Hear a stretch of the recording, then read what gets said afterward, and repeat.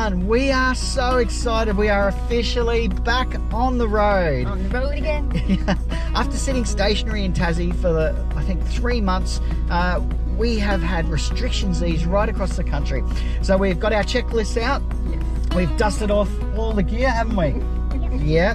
We've reminded ourselves of our routines, our responsibility, our roles, and we are ready to go. That's right. Now, if you are a RV newbie or even an oldie, you will love this episode. We are going to share with you our top 10 tips for getting road trip ready. Great. To get you excited and back out on the road exploring your own backyard. Now, what about you, Jasper? Are you excited? Yep. Good. Let's do it. Bye. And if you're ready, say woohoo. Woohoo! Here we go. In 5, 4, 3. Welcome to Season 2, Episode 24 of the Family Travel Australia podcast. We are Katie, Paul and Jasper from the Feel Good family. Join us as we explore this great country, Australia, its people, places and cultures.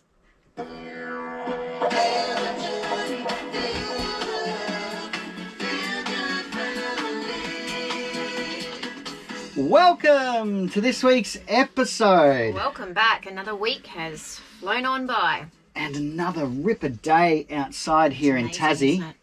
It's crisp, but it's beautiful. It is beautiful. And we're excited this week. We're doing something a little bit different with our podcast because we're filming it for our weekly YouTube episode.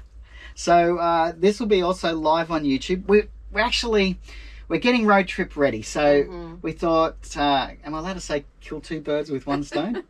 Yes, you are allowed to say that. We're maximising our time. Not native birds, obviously.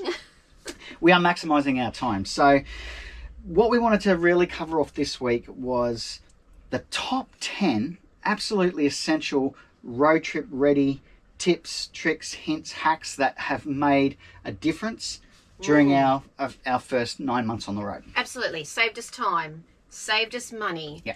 Saved frustrations.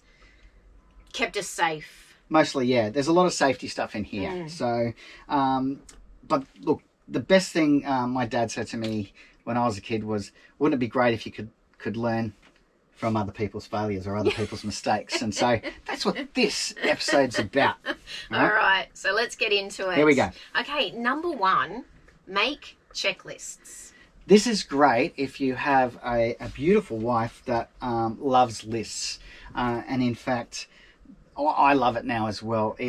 The main thing is that we've created 2 checklists. The first one is hitch and unhitch. Yeah, and I mean, that goes through step by step, doesn't it? Of do this, then do this, then do that. And ensures that you don't miss anything during those crucial times of setting up and packing down. It's probably one of the main areas that you could put yourself in more risk or and find yourself, having a mischief. So that is our first checklist. The second one is the van inside out, we call this one.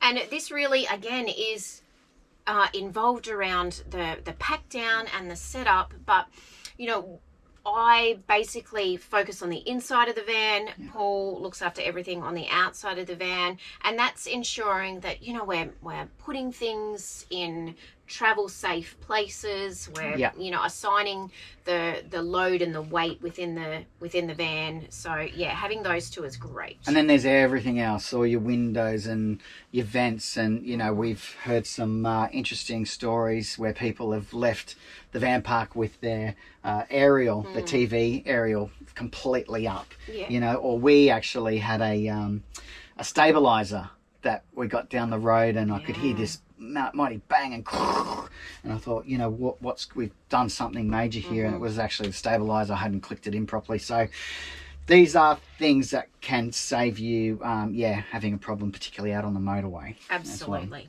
Yeah. All right. Another thing too, we had a friend tip us off with a really great app when we started, which is called Packing List.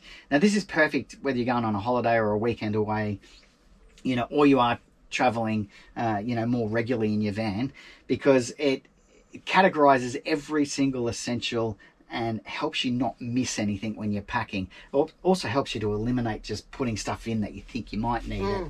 You know, you really think about it as you're doing it. You can also subcategorize. You can add your own categories. It is a free app. You can purchase in-app if you wanted to upgrade it. But anyway, packing. If you love lists. Packing list. Yes. All right, here we go. Awesome. Okay, number 2, do a towing course. Yes. Now, we were very fortunate because we met a guy called Wayne, who was a fabulous instructor, and we did a half-day course with him. He services the southeast Queensland. We'll put all his details, caravan towing tuition, I believe. Yep. Put all those details in the show notes so that you can check that out if you're in that area. But pretty well anywhere in a metropolitan area, particularly along the eastern seaboard, you will find a towing instructor, and go and do it. Oh, best piece of advice we got given by Apollo when we picked up our van was to go and do this towing course. And I mean, I think for me in particular, never having towed anything before in my life, I was super nervous about it, and learning those simple little tricks and tools.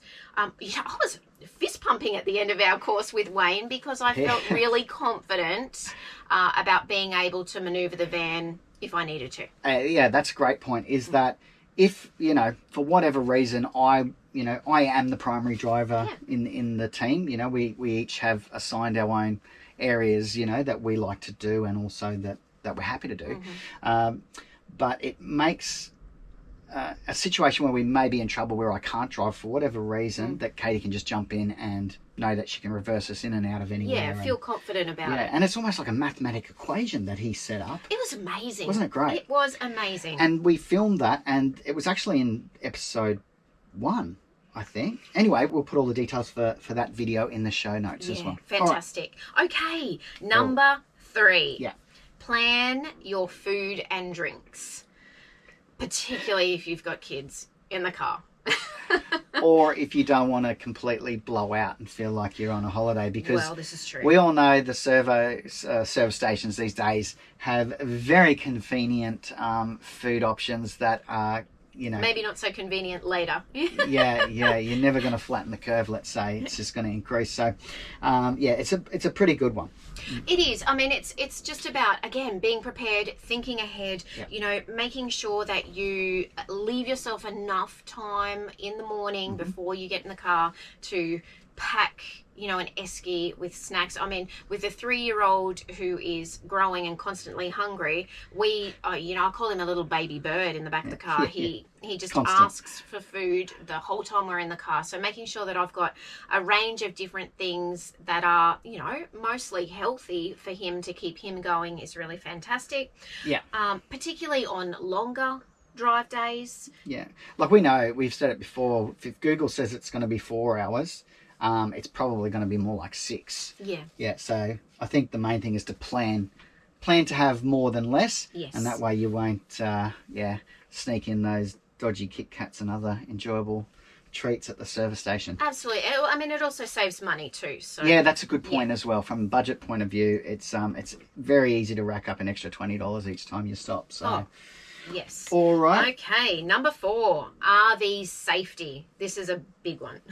Yeah, look, it is. And we also have recently done a video specific to RV safety. And I guess being full-time on the road, at some point you are going to run into situations, partly due to Australia's, natural hazards and things that happen as far as weather events and, you know, fires for us. We had a pretty close shave with a fire up in Rockhampton. Yes. And that's what triggered a lot of this safety concerns for us.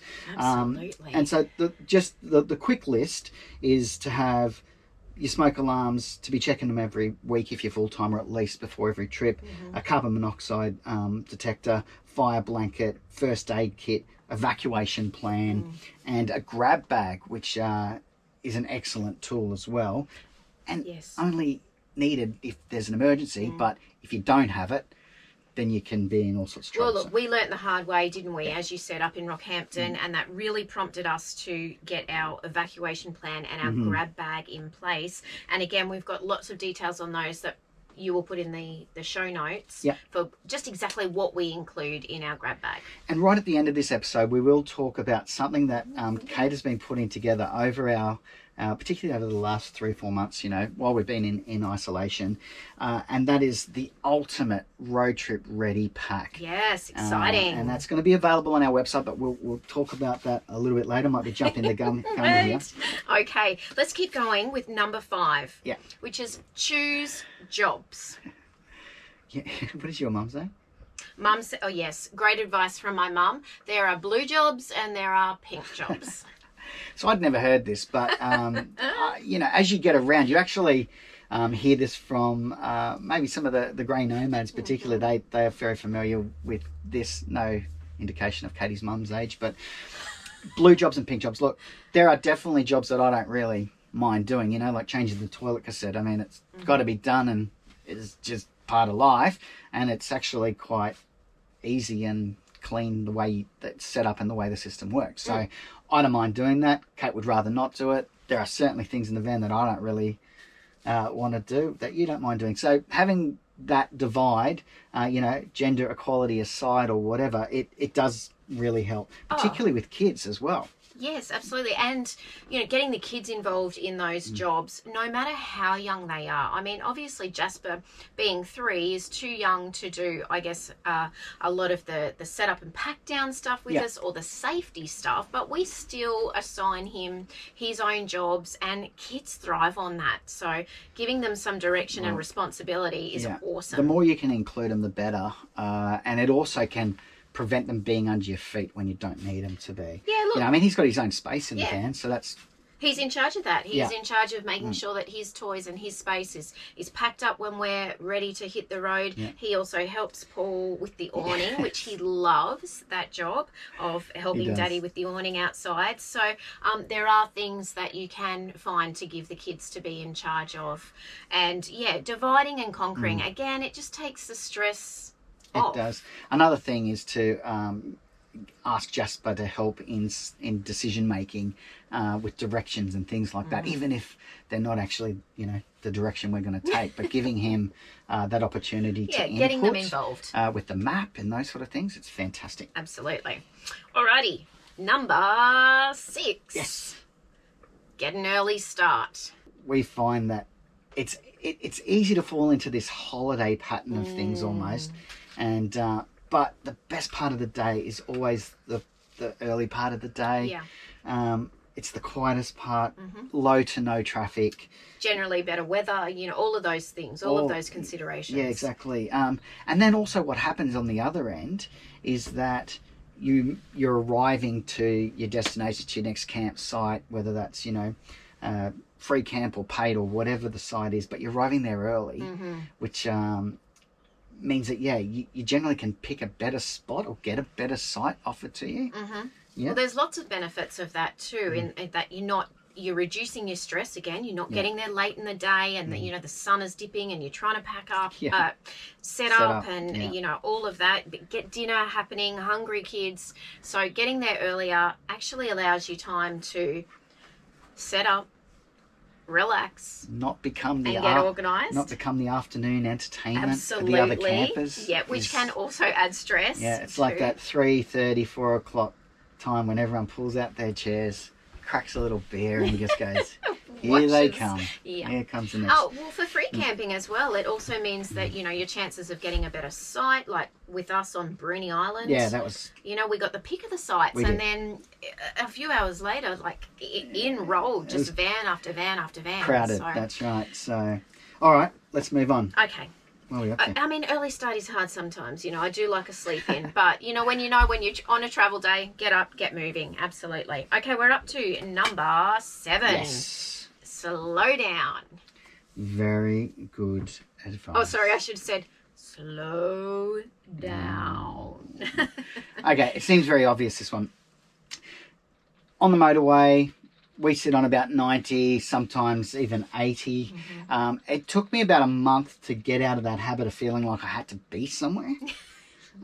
So that takes a little bit of adjusting, I think, coming out of, you know, what was your normal routine of things into this new lifestyle.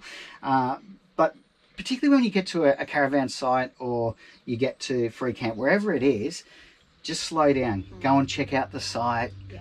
You know, really just take your time. It's not a race. And the slower you go, the less problems you're going to have. Oh, absolutely. The less stressful it is going to be. Yeah. That's great advice. I think the big one is getting out, particularly for the driver. You know, when you get to your site, whether it's a caravan park or a free campsite, something we learnt from a family we absolutely love, who are full-timing in the US, it's called GOAL, get out and look. And this is so important on so many different levels, from the driver perspective of actually knowing the environment. Particularly when Kate says, oh, there's a pole on the driver's side, or there's a brick, or there's a, you know, whatever it is, another van just on the passenger side. Yeah.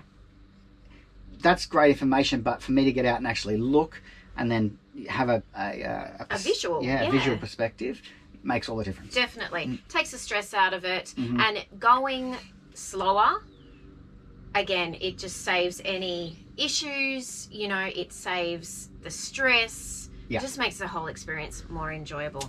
Excellent. All right. Number 8, do a recce. Do a recce. What does this mean? Okay, when we were deciding on buying a home on wheels, we initially thought we were going to jump into a motorhome. Yes. So we tried before we buyed. Try before you buy.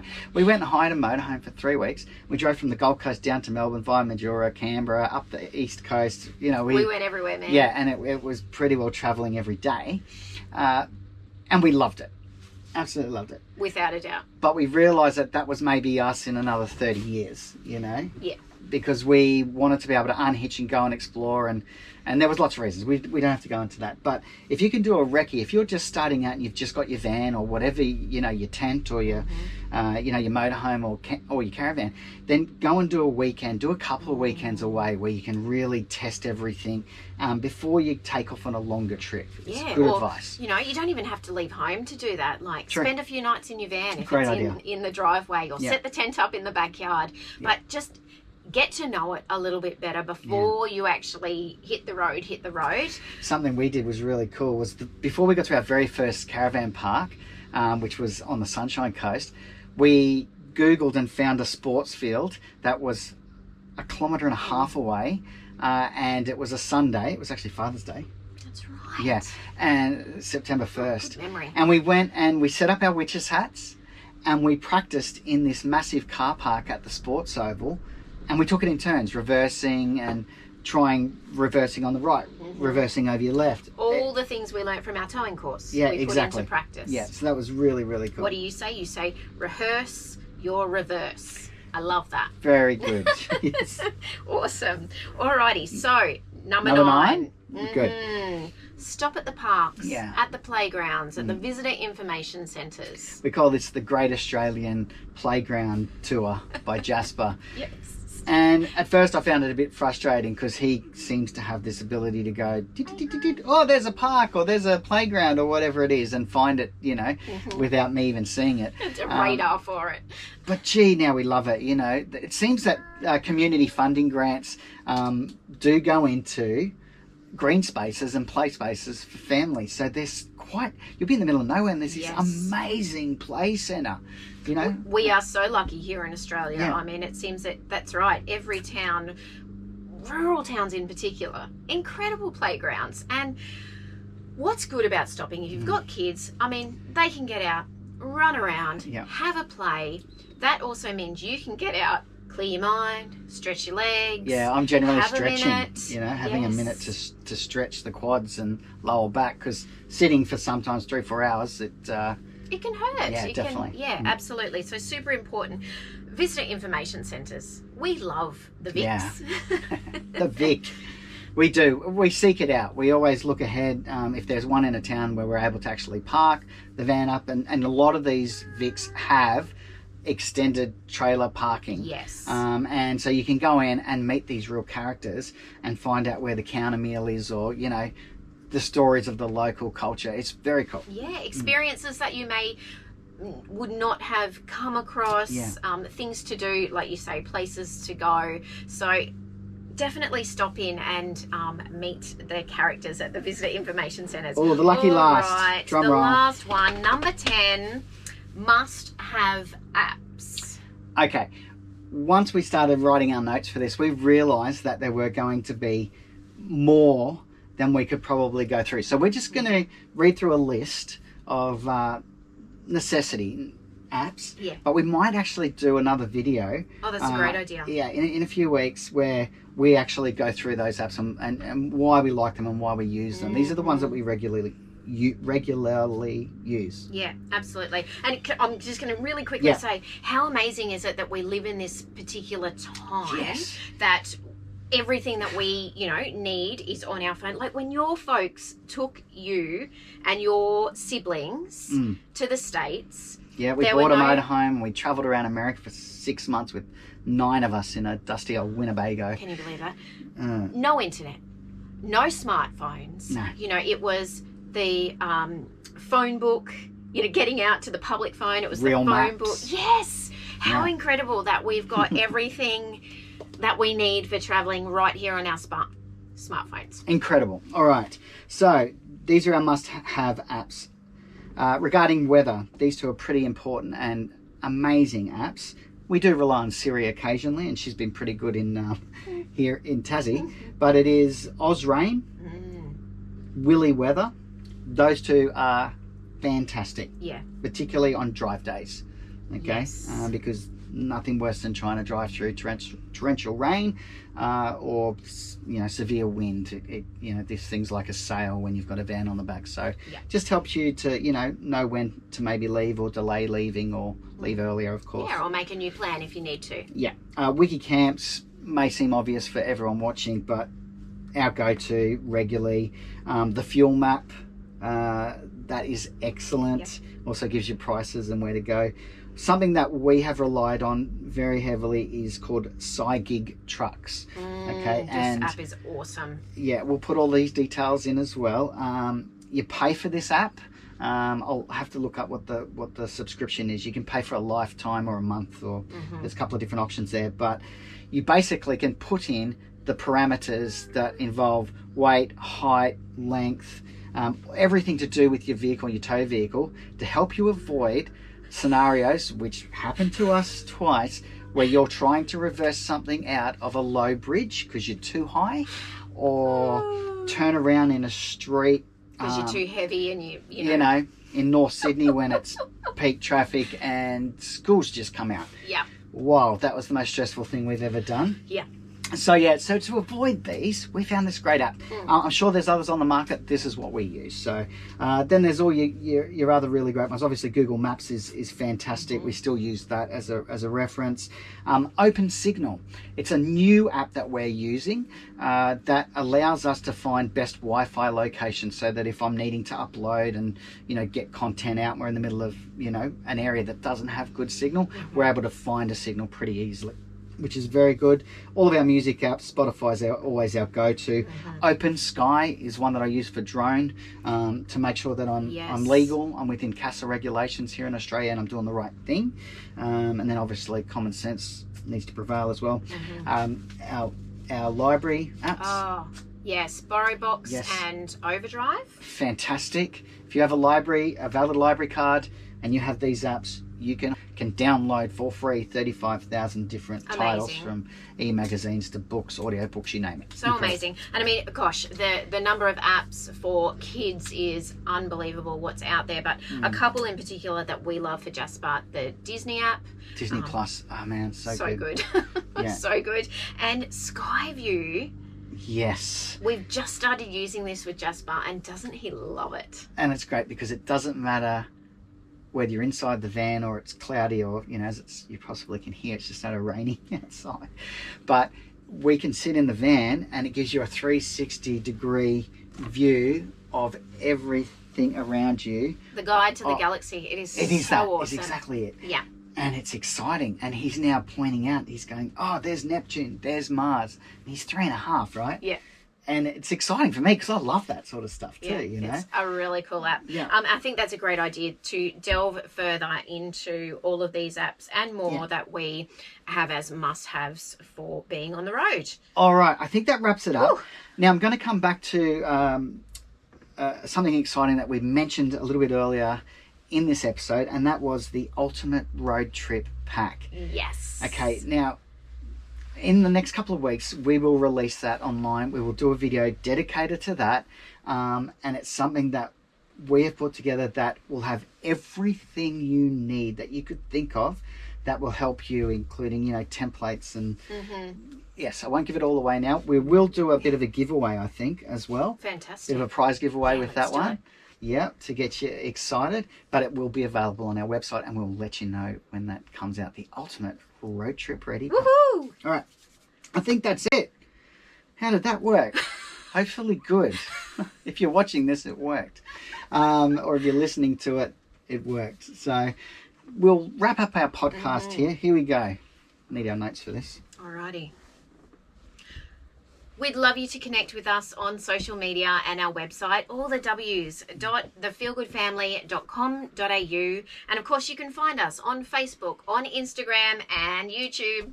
Yes, YouTube. We do release a weekly feel-good episode exploring Australia and all of our family travels every Sunday night at 6:30 p.m. Australian Eastern Standard Time. Now, if you've enjoyed listening to our podcast, we would love you to subscribe and share it with people who you think would love it as well. Yes, share the love. All right, well, thank you so much. Dream big, look after your family. And happy trails. So there you go. Live for a podcast. That's all right. Look, we are having an incredible time getting ready. The enthusiasm and the energy that's shifted up a gear in the van is awesome. There's a bit of bittersweet here. We're going to be sad to be leaving Tassie, but we are excited for what's next. We will be announcing season 3. Season 3 in the next 2-3 weeks, maybe 2 weeks. And so stay tuned for that. For now, look after your family. Thanks for joining us. Where's Jasper? I can hear him somewhere. Stand up here. Come and say goodbye to everyone. Quick. There you go. There's the camera up there. Say bye, everyone. Bye, everyone. See you next week.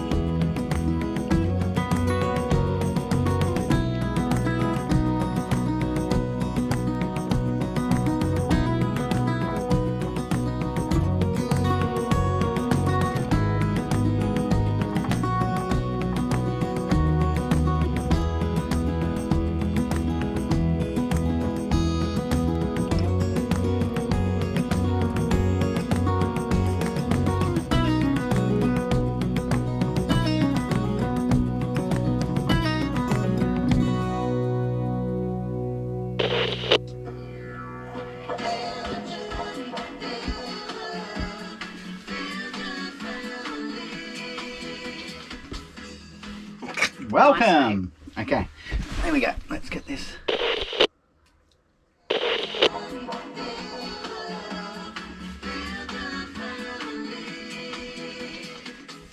you ready? Ready. Here we go. We're live in 5, 4, 3. Welcome to season 2, episode. Sorry, I didn't hit record. I thought I did hit record. Okay, you ready? Here we go. We're live in 5, 4, 3. I'm at one with my podcast. Hey. All right, let's do it. Welcome to season 2, episode 24 of the Family Travel Australia podcast. We are Katie, Paul, and Jasper from the Feel Good family. Join us as we explore this great country, Australia, its people, places, and cultures.